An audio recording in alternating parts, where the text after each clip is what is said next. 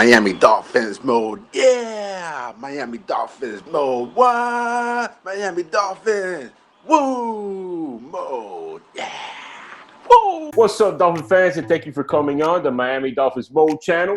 Today, we're going to talk about Chris Grier, how he got to the GM position, what he's done since he's been the GM of the Miami Dolphins, what obstacles has come his way, and how he's handled some of those obstacles, and our expectations on what Chris Grier will be providing in this 2020 season.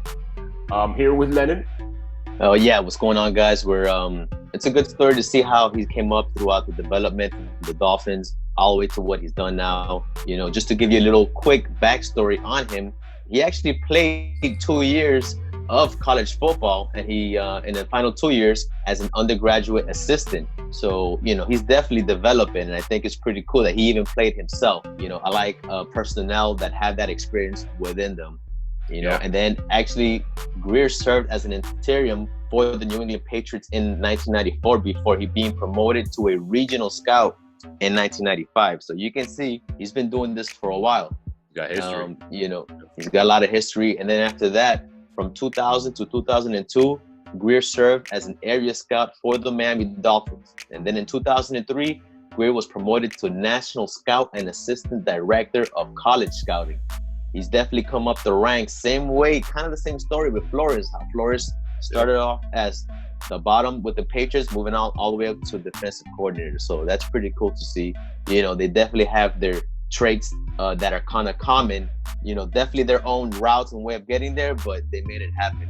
On December 31st, 2018, that's when the Dolphins announced Chris Grier is taking over control of football operations. So that's definitely where his story started really happening for us, as far as being the man with the plan for the Miami Dolphins in the future. And then from there, it's time to inherit the team. So Juan, what did he do once he inherited the team as far as draft picks and free agency? Yeah, I mean, he did a great job. I think he did a great job, you know, from what he's done so far with the Dolphins. I mean, he was with the Dolphins. He was right under Tannenbaum when it was a Tannenbaum era. You know, he was involved, but, he did not have the final say. Tannenbaum did, and others, Adam Gase, so he was probably like the third, but he probably was able to give like his word. But, at the end of the day, it wasn't his final word on everything, But, his first year of the draft picks, it was like a normal draft. But, he had so many holes, especially after trying, basically dismantling the team from what it was, first year of draft picks were inherited. I feel in that draft when he started, he didn't make any, with all the holes that he had, he didn't make any panic picks, like no reaching picks, no big time things like that. He just he was patient with it. It was a difficult draft to have, and with all the holes that the Miami Dolphins had, it was hard to pick which player to pick in the draft. But I think he did a nice, calm draft with that, even though it was inherited from the past regime. Now he constructed this draft that just passed. So if we want to say that we want to look at Chris Grier's job or the way that he's picking, this draft would be the one that you want to judge. The one that you want to look at 2 to 3 years down the line, 4 years down the line, and say, okay, how good did he do? Because it's too early to say in the first year, or even the draft that he had in 2019 is only we're coming into the second year. So it's very early. But this draft that just passed, it was under his construction. The players that he released were under his construction. Everything that he did this last year was really Chris Grier, molding the players and the team in the vision that he wants and the vision that Brian Flores wants.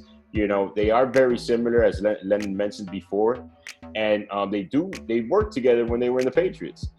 So they know each other, and they were brought up the same way from the bottom to the top. So they've earned the position that they've been in, which keeps me at ease a little more when I know that. But Chris Grier, he went in there, he dismantled the whole team, he traded away good players that we had, free agents that Dolphin fans would have liked for him to sign, because they were longtime Dolphins. He let go. And that's something very difficult to do, because now what you're doing is you're opening yourself up for more criticism, and you're also basically putting it all on your shoulders, because this is his mold, his and Brian Flores' mold, and they're starting from scratch. You can't say that it was from the last regime or the last regime is messing it up, because you completely emptied that out. These are your players.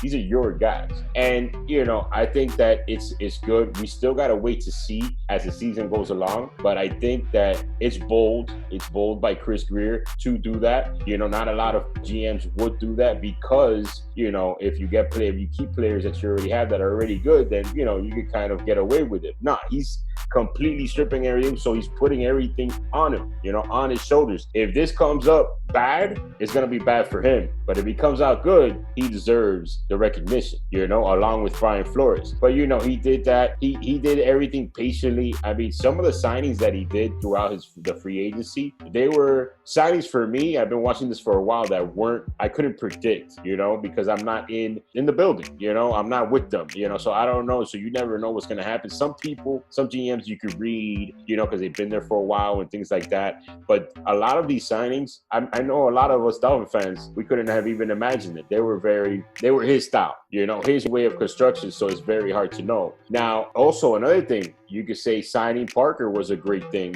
He could have left a lot. Some people didn't want Parker to come back. Let's be real. Some people didn't want him to come back, but he signed him. I wanted Parker to come back. He signed him, gave him another shot. Look what he did. So that's good on his part. Because let me tell you, if Parker would have went somewhere else, blown up like he did last year, how many people will be screaming about Chris Grier?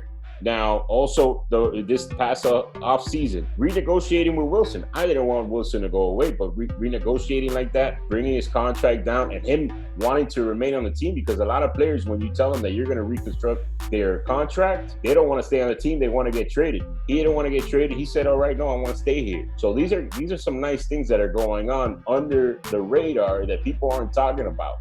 But once the season is over, if it comes out right, let's give him some credit. Also, I mean, in free agency, he picked up 11 free agents. This free agency in this offseason, and he didn't spend all the money in the cap. Yeah, we still have some cap room to make some moves during the season. Exactly. We still have cap room, and we didn't make any signings that were crazy, like Ndamukong Suh, or all these crazy picks. Now, we did pay Byron Jones, but let me tell you, he's worth it. You know what I mean? So it's not crazy. But he signed all these players, and he didn't only sign starters. He signed people that are going to be depth players. He's completely molding his team. Plus, out of all the draft picks that we got, we picked 11 new draft picks. That's 21 new players just on draft picks and free agents. I'm not even talking about the undrafted free agents or anything like that. I'm just talking free agency and draft picks. That's a lot of players, and most of them should start, And then if you look at the free agency, he's taking a risk here too.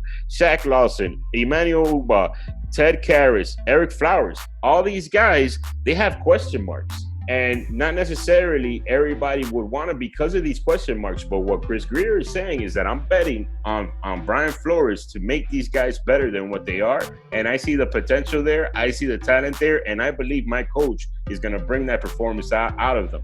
So he's putting himself out there with these signings. Even the Tua pick. How many people are, because he gets hurt and all. These are all questionable. But what he's doing is basically he's putting it on his back, and he's saying, don't worry about it. We got it. We know what to do. Brian Flores knows how to do it, and we got this under control. That's what he's saying. That's how I feel. That's what Chris Grier has done up to this point. These are just a few moves that he's done. Even the Michael Roberts move, the tight end that didn't play in 2019 season. They picked him up this year. Also, even Sturk, the tight end, the DN that was in college that were converted to tight end. These are a lot of different things. If you really pay attention to everything that he's doing, it's major stuff. As far as, he's making a lot of moves, like you mentioned, there's always risk and rewards with it. You actually predicted on our draft recap video that we would get Austin Jackson and Raekwon Davis in the draft, which was, pretty cool to actually see them do it. There are Dolphin fans and people that, say that we reached a little bit for Austin Jackson or Raekwon Davis. What do you think? Did we reach for them? Did we get them at the right spot? What are your points on them?